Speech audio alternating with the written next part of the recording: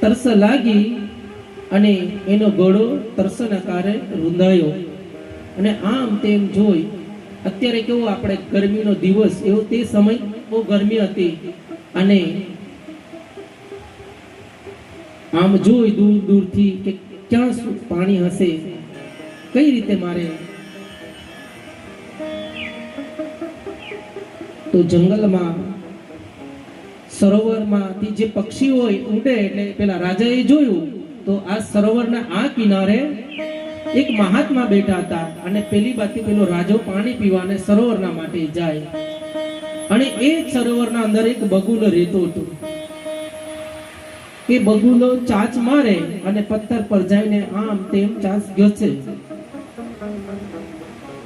અને પેલો રાજો આવે અને મહાત્મા પેલાને જોઈ, જે બગુલો એમ પોતાના રીતે ચાંચ મારે અને પાછો પથ્થર પર જઈને ઘીસે, એટલે કહી પેલા મહાત્માને મુખારવિંદથી નીકળી ગયો, ઘિસત ઘિસત फिर भी नहीं घिसत, तेरी मन की बात में जान गयो रे जान गयो, पानी डाल डाल के और घिसत, फिर भी नहीं घिसत, तेरी मन की बात में जान गयो रे जान गयो.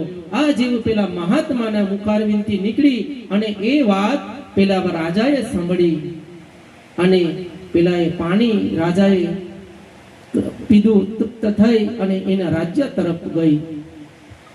અને રાજાની કેવી ટેવ હોય, સવારે રોજ નાય બોલાવી અને એને દાઢી બનાવવાની ટેવ હોય.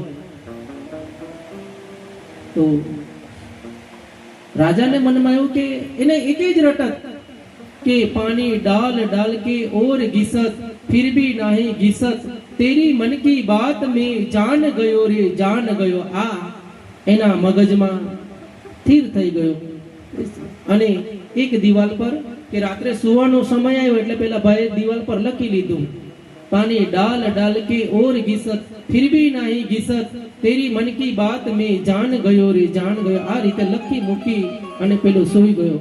અને સવારે પેલો ઊંઘમાંથી ઉઠ્યો અને પેલા નાઈ આવ્યો અને અસ્ત્ર કાઢી અને પથ્થર પર ઘસે આમ તેમ, એટલે પેલા રાજાના મુખારમાંથી નીકળી ગયો, पानी डाल डाल के और घिसत, फिर भी नहीं घिसत, तेरी मन की बात में जान गयो रे जान गयो. આ જેવો મુખારમાંથી શબ્દો નીકળી ગયો.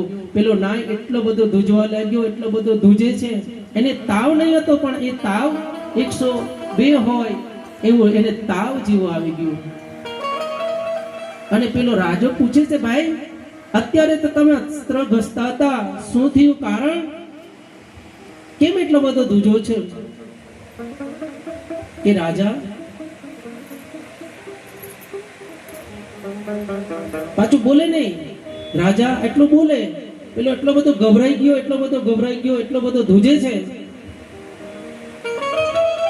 કે રાજા હું કહું એટલું બોલે, પાછું બોલે નહીં. પણ તમે બોલો તો ખરા. તો કે તમે જે બોલ્યા પાછું બોલે જ નહીં. કે રાજા તમે, રાજા ક્યારે કઈ દંડ આપે એનો કઈ નક્કી નહીં હોય. તો રાજાને કહે કે હા તમને હું કઈ દંડ નહીં આપું, તમને કઈ સજા નહીં આપું, બોલો તો ખરા. તો કે આપણે મંત્રી છે ને આપણી મહારાણી છે અને વચ્ચેનો એ લોકોનો નાજાત સંબંધ છે અને મને આ અહીંનો મંત્રી બનાવેલો 100 મોરાનું જે અડધો રાજ્ય આપવાનું એને લોકોની શરત કરી અને આ જ અસ્ત્ર તમારે મોતના ઘાટ ઉતારવાનો હતો.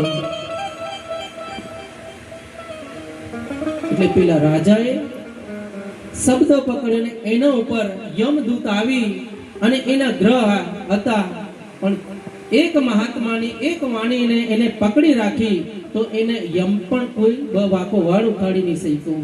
તેવું મારા માં અને મારા ભાઈઓ વાલાઓને કેવું કે જે પણ કોઈ ગુરુ કરેલો હોય